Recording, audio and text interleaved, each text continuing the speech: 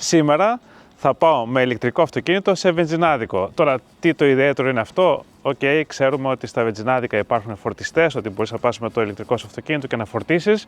Όμως, αυτό που είναι ξεχωριστό σήμερα είναι ότι σε αυτό το βενζινάδικο πλέον δεν υπάρχουν αντλίες καυσίμου. Είμαι στο Όσλο, πίσω μου βλέπετε το Holmenkollen, ένα από τα ωραιότερα σημεία στο Όσλο. Βλέπουμε το βατήρα που κάνουν άλματα σκι. Έχω έρθει εδώ το απογευματάκι της Παρασκευής, θα κάνω λίγο τη βολτίτσα μου, να δω λίγο τη θέα. Και πριν από μερικά λεπτά διάβασα στις ειδήσεις ότι άνοιξε το πρώτο, στην ουσία, μάλλον ο πρώτος σταθμός ενέργειας, ένα βενζινάδικο, το οποίο μετατράπηκε σε σημείο φόρτισης αυτοκινήτων. Δηλαδή όλες οι αντλίες έχουν εξαφανιστεί και υπάρχουν μόνο φορτιστές. Γι' αυτό λοιπόν αποφάσισα να πάω και να σας το δείξω. Και σας αφήνω να απολαύσετε τις τελευταίες εικόνες από το Holmenkollen και πάμε να δούμε πώς είναι αυτό το βενζινάδικο. Μάλλον όχι, λάθος, δεν είναι βενζινάδικο, είναι σταθμός ενέργειας όπως το λέμε εδώ στην Νορβηγία, αλλά στην ουσία πλέον έχει γίνει μόνο σταθμός φόρτισης αυτοκινήτων. Φύγαμε.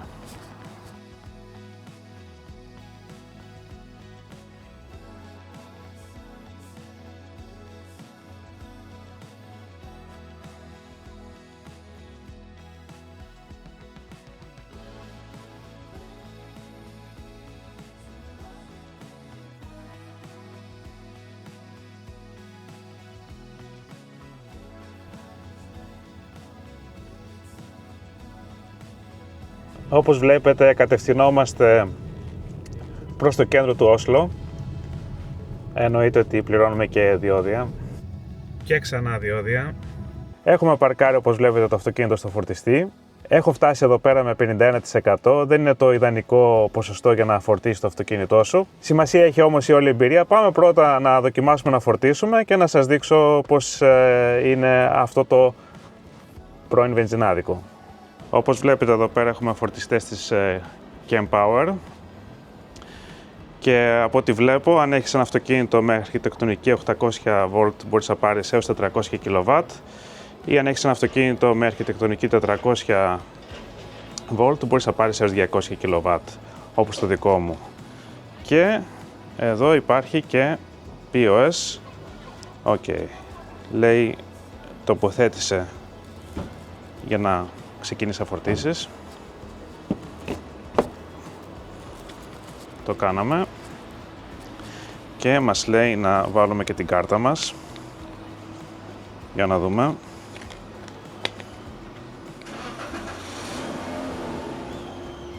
Για να δούμε.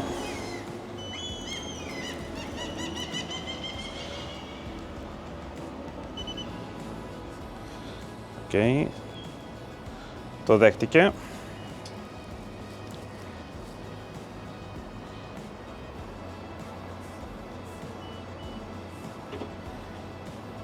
Και ξεκινάει τη φόρτιση. Καλώς ήρθατε στο πρώτο βενζινάδικο στη Σκανδιναβία, το οποίο έχει μετατραπεί σε σταθμό φόρτισης ηλεκτρικών αυτοκινήτων ολοκληρωτικά.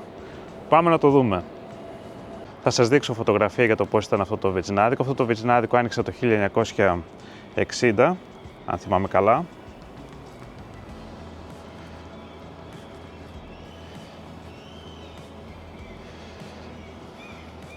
Έχουμε 12 θέσεις φόρτισης. Μάλιστα την τελετή εγγενείων την άνοιξε η δήμαρχος του Όσλο, η οποία είναι και πολύ cool, η οποία είπε ότι αυτός ο αναβαθμισμένος σταθμός είναι ένα καλό παράδειγμα για το πώς μπορούμε να συνδυάσουμε τη φιλική προς το περιβάλλον ανάπτυξη με πρακτικές λύσεις. Και εννοείται φυσικά ότι αυτό θα μπορούσε να συμβεί μόνο στην πρωτεύουσα της ηλεκτροκίνησης, στο Όσλο. Εδώ βλέπουμε έναν από τους δύο σταθμούς που δίνουν ενέργεια στους φορτιστές. Δηλαδή έχουμε δύο φορτιστές και δύο σταθμούς, δεν ξέρω πώς θα τους ονομάσω, οι οποίοι ο καθένας μπορεί να δώσει από 600 kW. Που σημαίνει ότι αν φορτίζουν 12 αυτοκίνητα ταυτόχρονα. Το κάθε αυτοκίνητο θα πάρει από 100 κιλοβάτ ενέργεια. Πάμε να δούμε και πώς είναι η τριγύρω περιοχή εδώ όσο φορτίζουμε.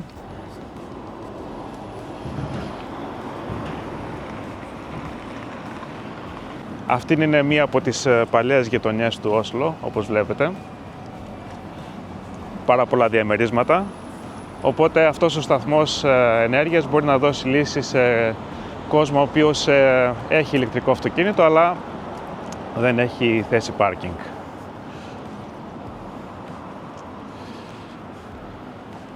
Αυτό που ξέχασα να σας πω είναι ότι αυτό το πρώην βενζινάδικο λέγεται ST1, αλλά στην ουσία είναι Shell.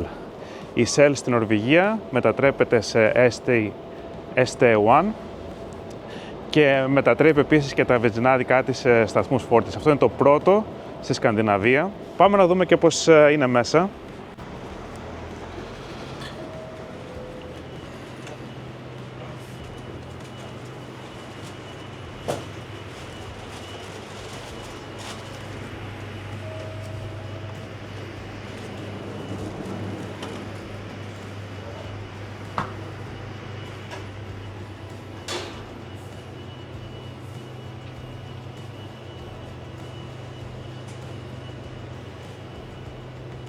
Είπα να πάρω μια πορτοκαλάδα περιμένοντας να ολοκληρωθεί η φόρτιση.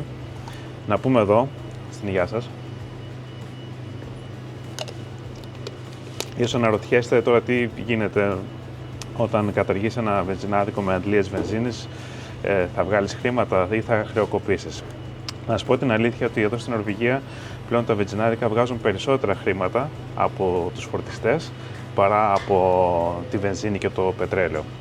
Γιατί είναι πολύ απλό. Τα περιθώρια κέρδους από τη βενζίνη και το πετρέλαιο για ένα βενζινάδικο είναι πολύ μικρά. Όμως όταν κάποιος σταματάει για 15-20 λεπτά ή μισή ώρα για να φορτίσει, θα πάρει σίγουρα κάτι να φάει, ένα hot dog, μια πορτοκαλάδα, μια κοκακόλα, ένα burger. Οπότε στην ουσία τα περιθώρια κέρδους είναι πολύ μεγαλύτερα όταν έχεις φορτιστές από αντλίες βενζίνης. Αυτό σκεφτείτε το εσείς οι βενζινάδες που μου βλέπετε από την Ελλάδα. Love.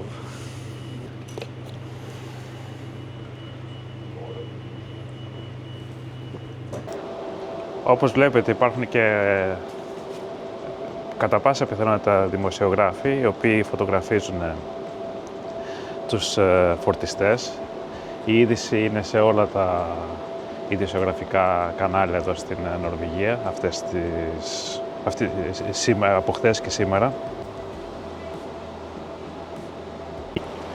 Τώρα στο διατάφτα πόσο κοστίζει η φόρτιση. Κανονικά η φόρτιση θα κοστίσει από ό,τι είδα στην εφαρμογή περίπου 50 λεπτά του ευρώ, 5,79 κορώνες για την κάθε κιλοβατόρα.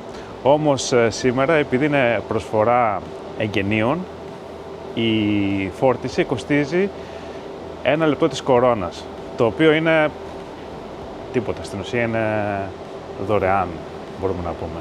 Θα σας δείξω και στην οθόνη. Όπως βλέπετε εδώ πέρα είμαι στο 84%, παίρνω ακόμη 61 κιλοβάτ ενέργεια, έχω δώσει στο αυτοκίνητο 24, περίπου 25 κιλοβατόρες και αυτό που πληρώνω αυτή τη στιγμή είναι 25 λεπτά της κορώνας. Αυτά λοιπόν από το πρώτο βενζινάδικο στη Σκανδιναβία, το οποίο έχει μετατραπεί ολοκληρωτικά σε σταθμό φόρτισης αυτοκινήτου. Θα ξεκουμπώσω το αυτοκίνητο και θα πάω σπίτι, είναι Παρασκευή απόγευμα, οπότε θα πάω να την αράξω λίγο. Γράψτε μου στα σχόλια τη γνώμη σας για αυτό το πρώην βενζινάδικο και τα λέμε στο επόμενο φυσικά.